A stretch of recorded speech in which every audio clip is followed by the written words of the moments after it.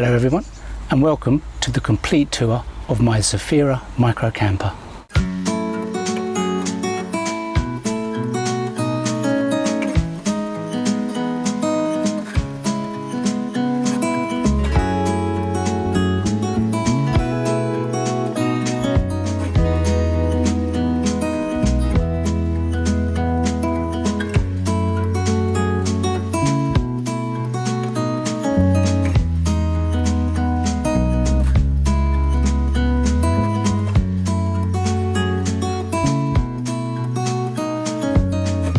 If you're new to my channel, I have a 2013 7-seater Vauxhall Zafira.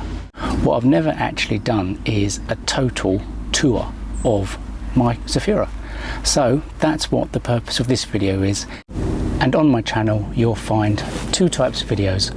One are my tutorials of all the equipment that I use, and secondly you'll find my actual car camps where I've gone out to do stealth camping in village car parks, by the coast, and in London most recently. First things first, let me give you a little tour.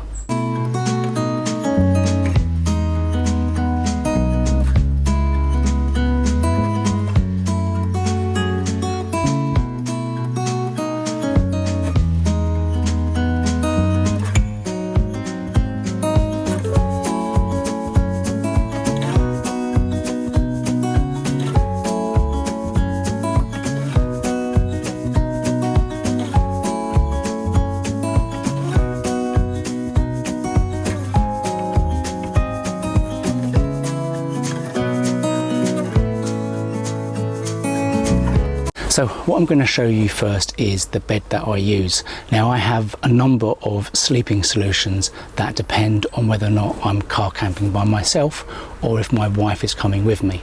Now what I'm going to show you now is the bed setup that I started off with, and probably at the end of the day it's the one that I do use the most. So interestingly, what this is actually a sun lounger. Now all I've done to that, I've bought some foam and I've put that on top, and then I just use a sleeping bag and a cushion on top. Now I actually find this to be as comfortable as my actual bed, if not more comfortable. And to be honest, I've always slept really well when using it. And the advantage of this bed is that there's loads of storage underneath it. So you have room for boxes, you have room for a stove, and it's a very good use of space. The other advantage with this bed is that it clears the Zafira middle row with ease. And this is me when I go car camping. I can either lay on the bed like this, or I can sit on the floor there, or I can use this chair as a little seat as well. So an important thing with stealth camping is what you do about your window covers. Now, I've made a separate video already showing how I made mine, but this is the setup that I basically use. So I have the sunshades on the windows, and what these do is they hold in my self-made window blackouts. Now my window blackouts are quite simple. They're basically a piece of card covered in weed fabric, and then these are all sellotaped down with Gorilla Tape I used, and they are very effective. So I have these for all the windows, all the back windows, and actually I find these to be absolutely almost 99% perfect for blocking out all light when you're inside. The next thing to show you is what I use for this part here. So what I've done is I've taken an extendable shower pole. Now I wasn't able to actually get it to fit properly due to the arch in the ceiling, so instead what I had to do was to cut the ceiling and put the pole into each side. Now what I then use as an actual blackout is quite simply a blackout curtain. I've put Velcro on the actual curtain, and there's Velcro on the side of the car here, and all that happens quite simply is I Velcro this on here, and then the curtain just fits up there. And again, I find this to be a very effective solution for blacking out the car. Now in terms of cooking, I have three main means of doing this. So the first is your good old standard camping cooker. Now to be honest, this works absolutely fine. But what I would say is it's not very good if you're being stealth and cooking in your car with all your windows shut, especially in this kind of weather. Now the second thing that I always use is a thermos. Now you might think a thermos is a bit weird, but this is I think a 1.5 litre thermos. With this I can make my coffee and I can make things like pot noodles. So it's actually surprisingly good. And my most recent thing that I purchased and I used on my last stealth camp was a simple electric kettle. Now again, I've done a separate video on this so you can see how this works and what I feel about it. But in terms of car camping, actually, I think it's a really good thing to use. I mean, yes, it is much the same as a thermos, that you can just make teas and coffees and anything involving water. But the difference between using this and a thermos is that the water is actually boiling.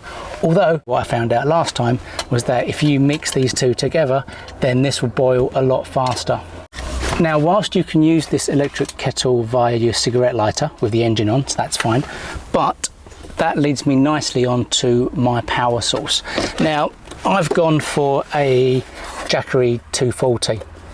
Now, the reason why I chose a proper portable power supply was because at the end of the day, I'm always charging a lot of things. So I'm charging my phone, I'm charging my cameras, I'm charging my GoPros, and now I am charging my electric kettle.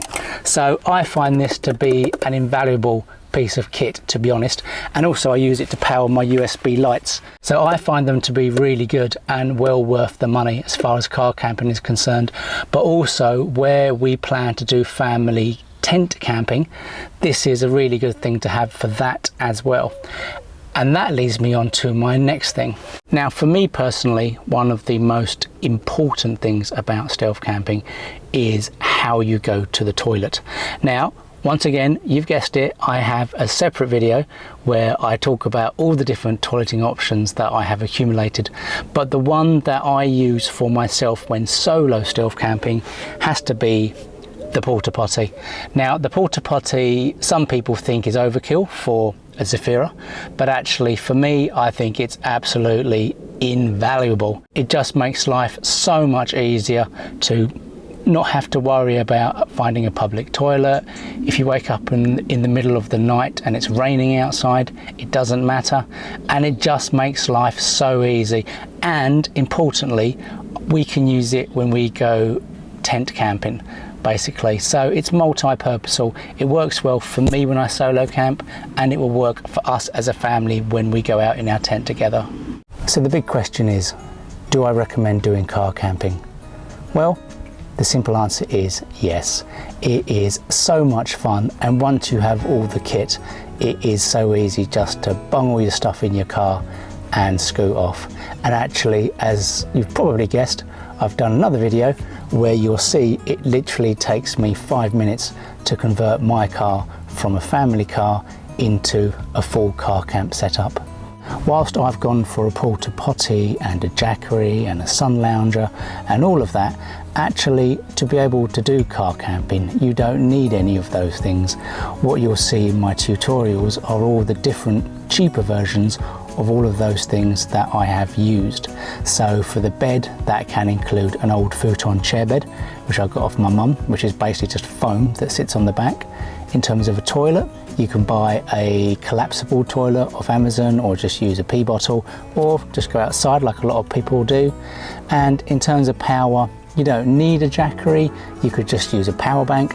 And the point is, you can see what I mean, that you can make do with what you've got, or you can go for a little bit of luxury like I've done with the things that I use, but then I plan to use that for tent camping as well as car camping.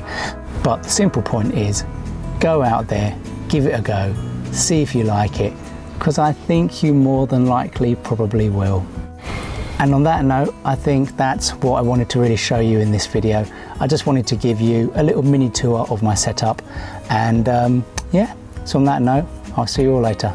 Take care.